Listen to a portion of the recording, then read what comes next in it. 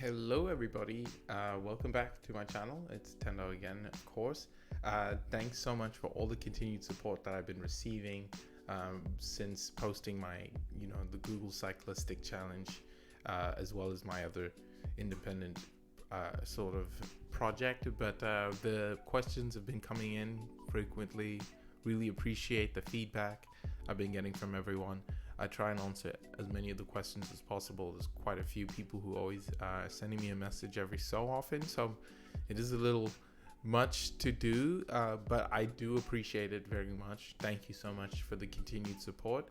This project I'm going to be doing today is a sort of newer project and is something is closer to my heart, and I was thinking of putting it out for a while now and I never had the opportunity, but now I do.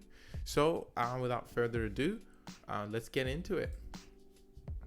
So the project I'm doing this time is Sub-Saharan African women and education. So something that's pretty close to my heart, something that has a personal effect on me, is education in Africa, especially Sub-Saharan Africa. That's where I hail from. My family's from, so this has my personal stake in it. So I just wanted to take a look into it and see what questions we could possibly ask with regard to this topic.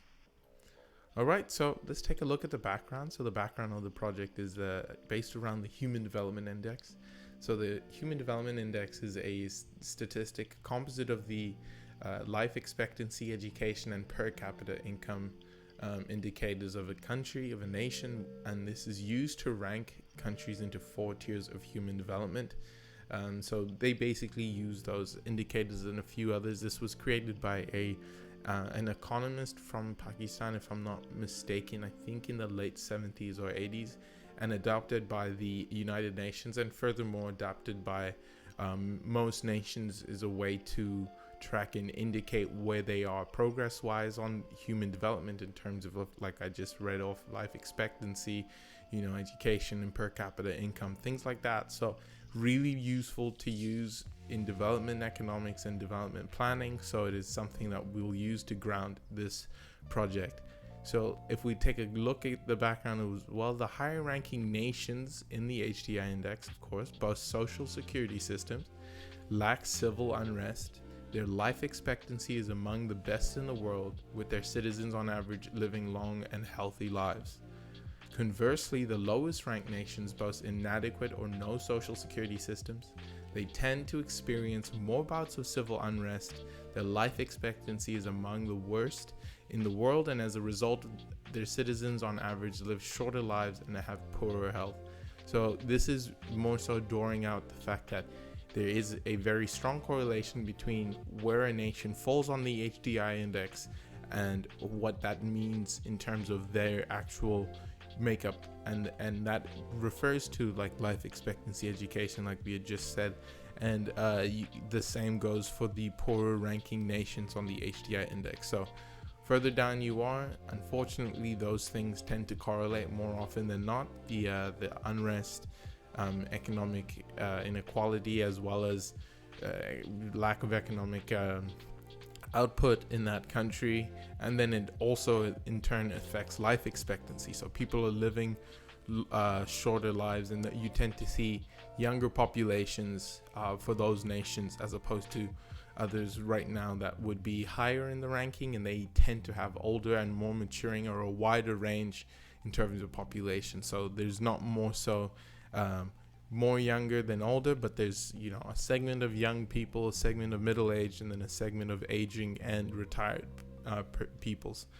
Okay, and the higher ranked HEI nations work to not make education not just accessible, but also inclusive. If nations such as those in Sub-Saharan Africa look to move into a higher position on the HDI scale, it may be beneficial to investigate the contribution that education to both girls and boys plays to determine if there is any notable significance between nations that have equal gender representation and those that are lacking. So that's exactly what I would like to look at with this project, is exactly the notion that of course, education expenditure is important, and that helps in determining a nation's output and future, because it determines effective labor. But it also bodes well to pay close attention to whom is attending. So it can't just be left to one side or the other because you're not being effective enough. Ideas aren't concentrated dependent on the gender of the person. It's more to do with if you have people on both sides, if everyone's attending school, everyone's getting the best education they can possible, the possibility of a nation progressing is a lot higher because you have effective labor and ideas coming from both sides, right? From everyone, as opposed to just one segment of a population. So the problem that we look at, or the problem statement that really will help focus this project, is what role does gender equality play in contributing to a nation's socioeconomic potential as reflected in the Human Development Index, right? So obviously that's exactly what I've just spoken about and highlighted a little bit, but that can be further broken down, and that's what I've decided to do. So I give each sort of subtopic its opportunity to breathe and for us to actually dissect it a little bit better and get a better understanding of it. So this is going to be one video in a 4-part series, right? I do have the questions listed down below, and the first question is the one we will answer in this project today, which is, what is the average difference between genders in terms of years in school for both the top nations in the HDI index when compared to the lowest nations? So we'll take a look at a segment of Sub-Saharan Africa, and we'll see and compare and contrast the differences in attendance to see essentially establishing a baseline. We also, in the next video, will look at what is the effective economic involvement of both genders, and then at the last 2 videos we'll take a look into the political contribution, which is a little more technical because you're looking at a few different aspects of it, and those data sets are a lot more complex than the ones we'll be looking at first. But at least we know for the project and in its first part, just like it's highlighted here, we'll be doing at least the years of attendance. So let's take a look at the data.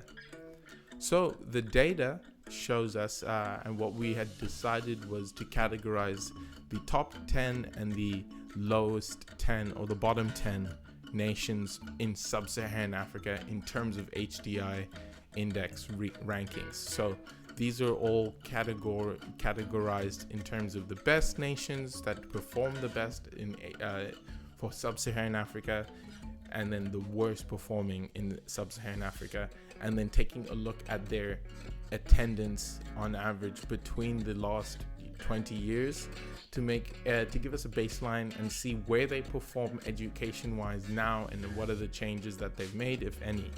Right, so let's take a look at this first graph. Like I've just said, the top 10 nations in education for men and boys, and this is only looking, and these graphs will only be looking at primary and secondary.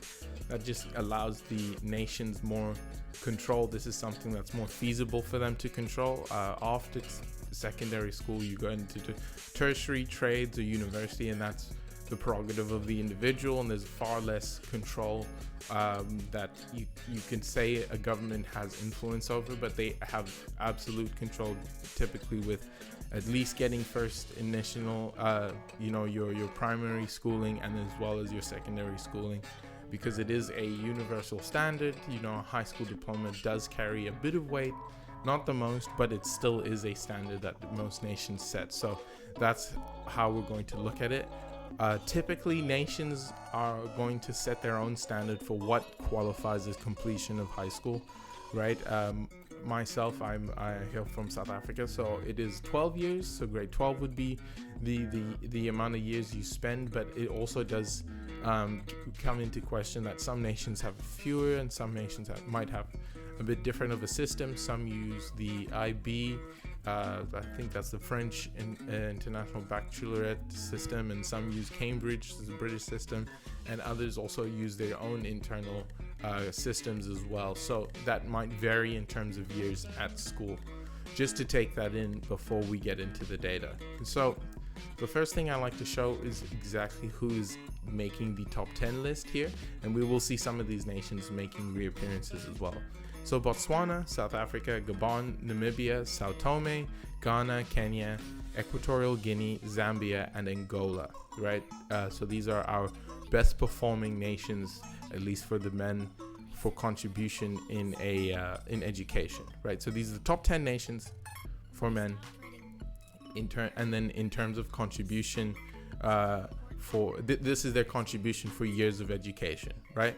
So Botswana, of course, we do have about on average 10 to 12 years of attendance. You do see a gradual increase below 10 years by 1990, but as the end of the 20th century, as the 20th century came to a close in the beginning of the 21st, we start to see a pretty good climb, and Botswana has shown above 10 years, and I would set that as an average or a standard that will carry across for the rest of this project, that they are well above, and that's a very good thing. That indicates that they are taking the time to put in education expenditure, and that's an important thing. South Africa as well has been over 10 years from at least 1990 and has not fallen below. It has fallen a little bit over the last 10 to 15 years, which isn't a good thing, but it has started to reclaim after 2015 to get back. You never want to be going down, but at least it is over 10.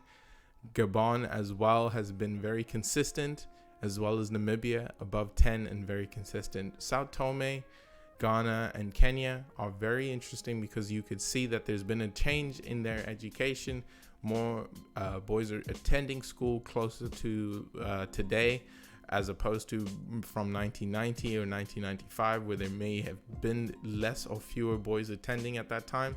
We also don't have all the information and data for every nation.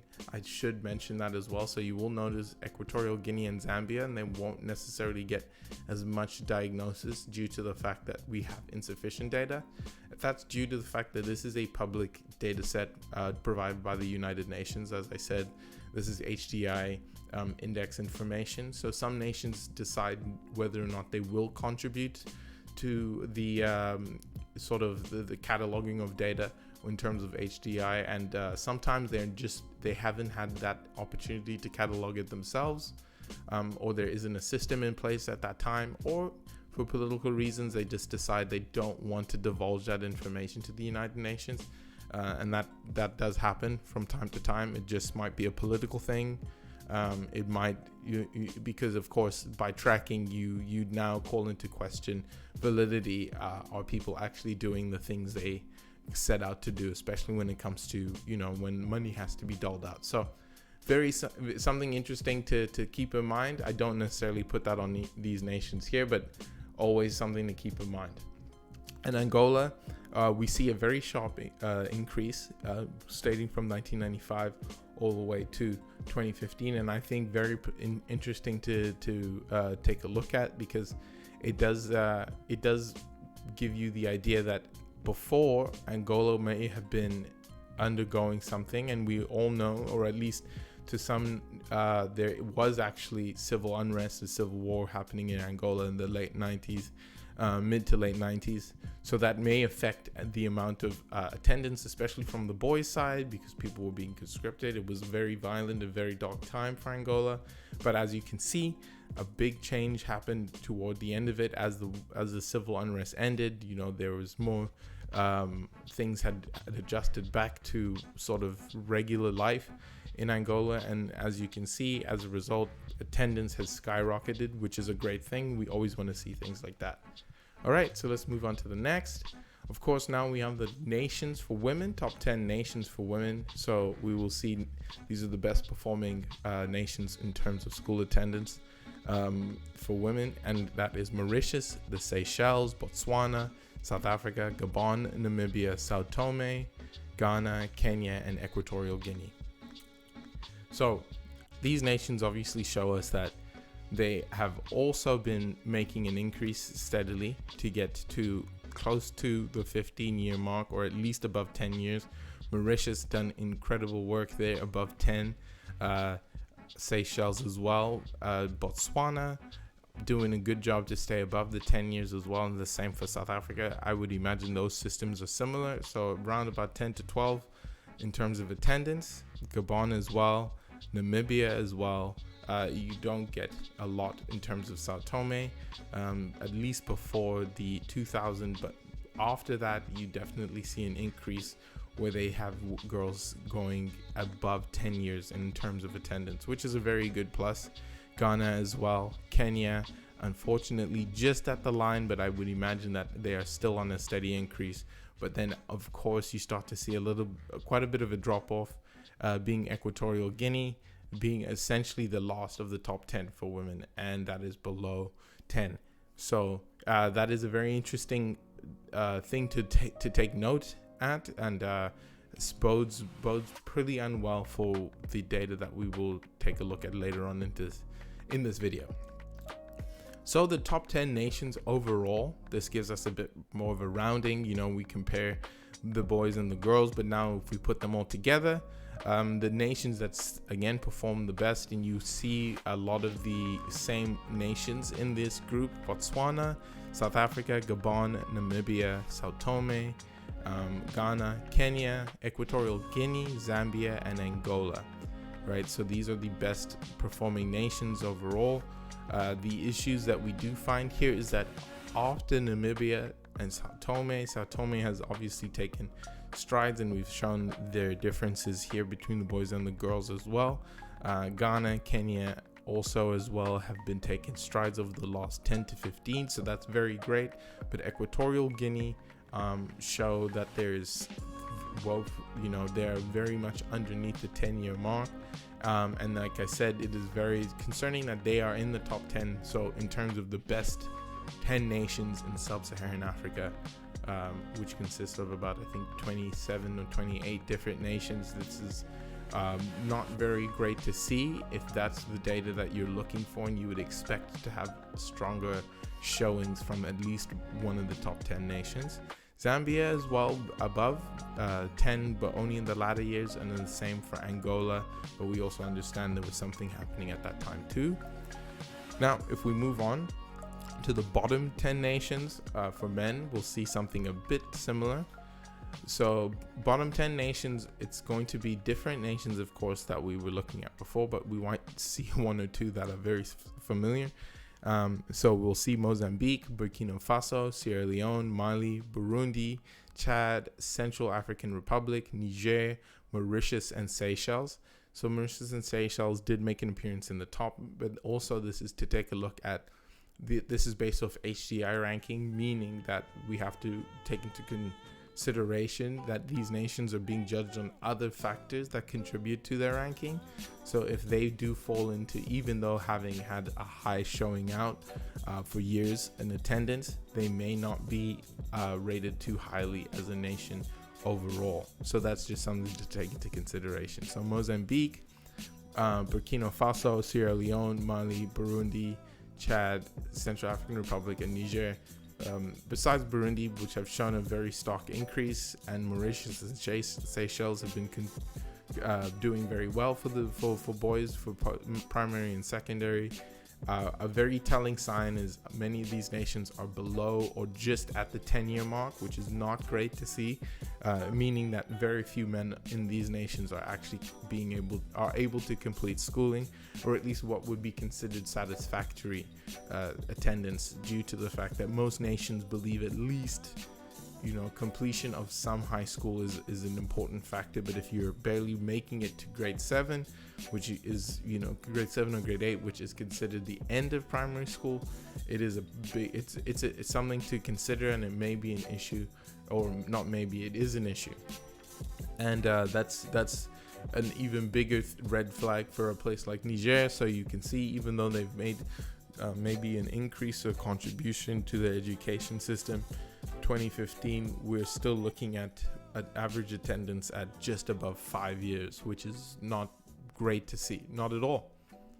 And now if we go to women, or the girls in school, for the bottom 10 nations, we see Guinea, Eritrea, Mozambique, Burkina Faso, Sierra Leone, Mali, Burundi, Chad, Central African Republic, and Niger.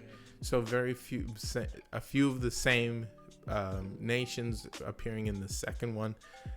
But then the bigger issue is just the fact that the years of schooling are even less than they were for the men. So in Guinea, those are looking like the stronger ones, and that's over the last few years, the last 10 to 15. Mozambique as well, and Burundi showing out just a little bit in terms of the last 10 to 15 years and contributing to make sure that girls are attending school at least 10 years. But the issue with this graph, and what you've noticed already, is that almost none of these nations are close to 10 years in schooling, right? And if it's been established prior that at least 10 years is a necessity and a requirement to be satisfactory, or to show some competence in training or understanding on basic concepts in arithmetic, in being literate, things of that nature that are fundamental in essence to the human development or a development of an individual, and an effective to creating an effective labor force. Having this underrepresentation is not really a good factor for the people of this nation. So it is not great to see that Niger, Central African Republic, Chad, Mali, Sierra Leone, Burkina Faso, Eritrea, Guinea have very little, if not any, representation. And I mean, to go to a point where in 1990, you can imagine that most of these nations had below 2 years of attendance for girls. I would very much not want to be in a place like that, where you feel as though there's you won't be able to see your friends at school because they are of the opposite sex, and now they have to leave for some reason or the other, which we will get into. But there is a multitude of reasons why you will find these issues that take place in Sub-Saharan Africa, very complex in many cases, and hard to quantify, and they will definitely be spoken about in order to just give reference, or at least to give a caveat for the data that we're looking at as well. All right, and then the bottom nations overall. So again, the same sort of idea we'll get with Mozambique, Burkina Faso, Sierra Leone, Mali, Burundi, Chad, Central African Republic, Niger, Mauritius, and Seychelles. They're being the odd ones out because, of course, like I said, there's more to their HDI ranking that they may be falling short on. It could be economic output, and that could be contributing to them being on this list. However, they have shown a lot of improvement and made sure that their schooling effectively allows the children to be at least schooled over 10 years. So I applaud them for that regardless. But Mozambique, Burkina Faso, Sierra Leone, Mali, Burundi, Chad, Central African Republic, and Niger. Very scary to see these results. This is not something you would want in terms of planning for an effective labor force that allows your people to empower themselves in order to become or rather improve their standard of living, which is very important. So what are the key findings?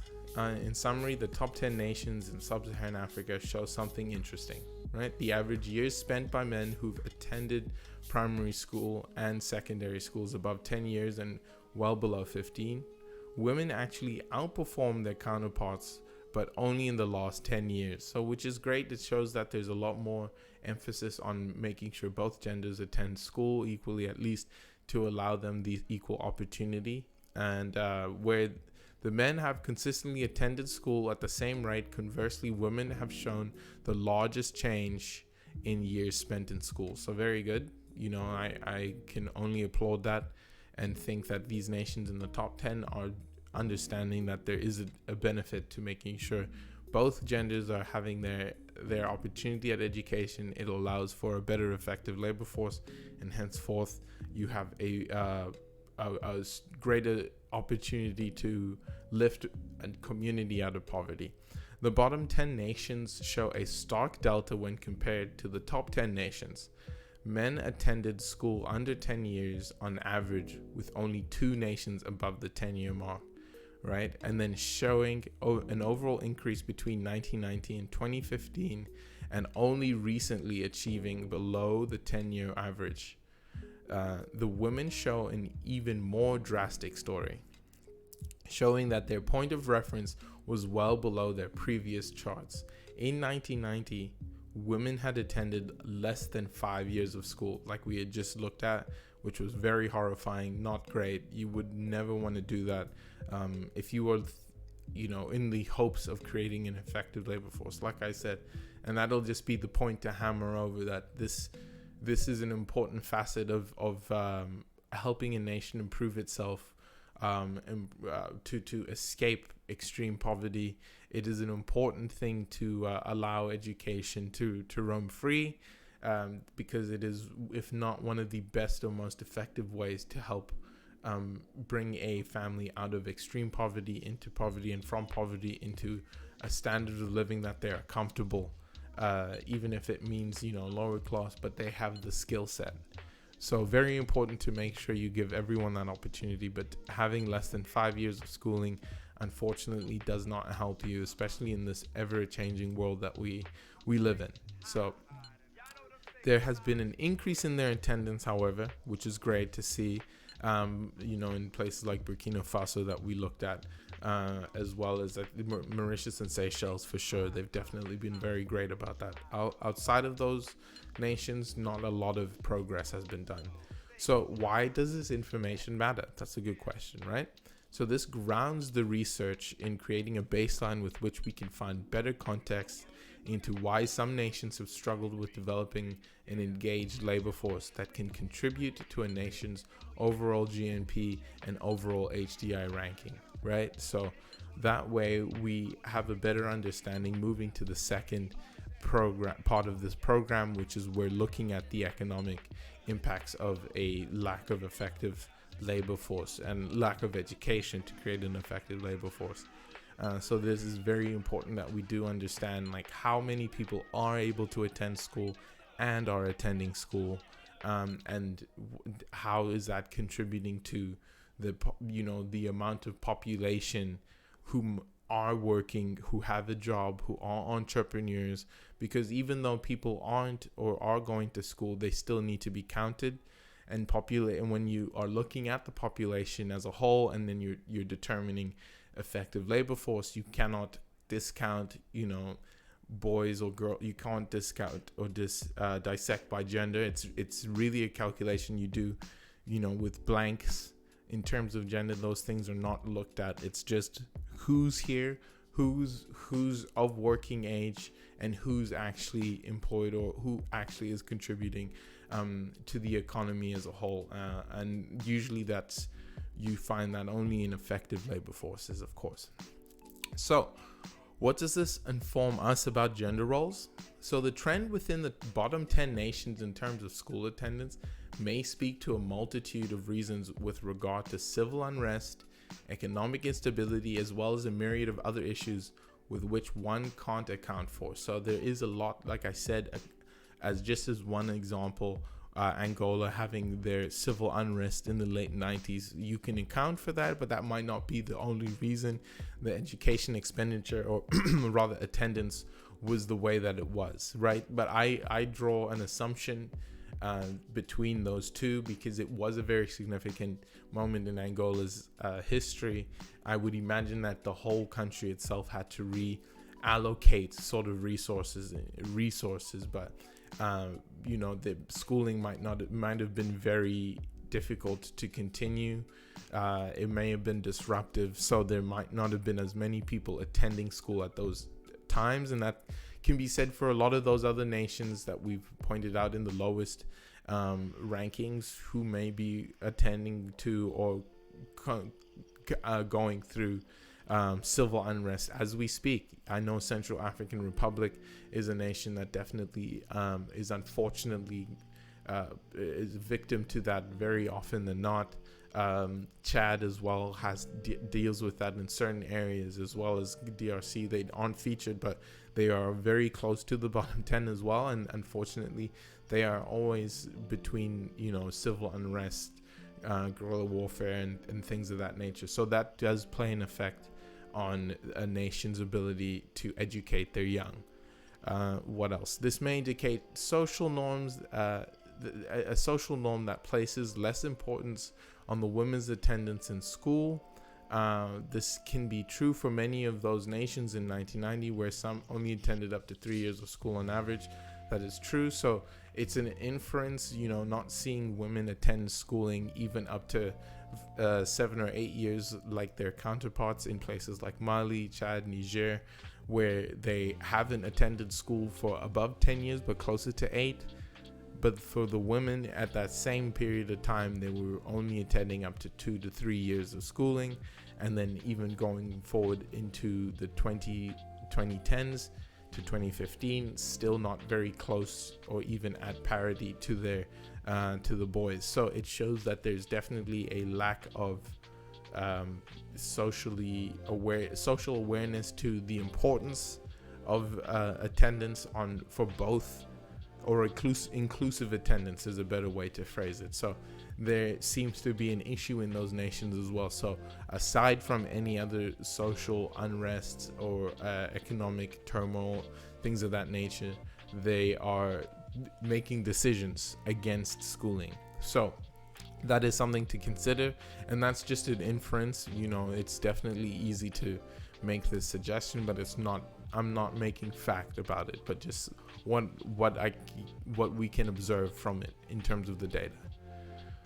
And if I'm not mistaken, that is it, and that is the roundup for the first part of it. I'm so thankful that you were with me through this long and windy journey. Hopefully it was educational. Hopefully you found some insight into that, and I didn't bore you, and this wasn't a drone. But if it was, let me know if there are any things I need to improve on or take a better look on, any discussions you may have as follow-up to these slides and to this project. Let me know. This project will be posted on my Kaggle site, so I'll be posting the link to that, as well as on my portfolio, public portfolio. You can take a look on that. I was on GitHub, but then I took a break. I don't even know why I did, but I may be posting it to there as well. But outside of that, of course, you can find all my socials and things of that in the description below. And thanks so much for watching, and hope to see you again. Bye bye.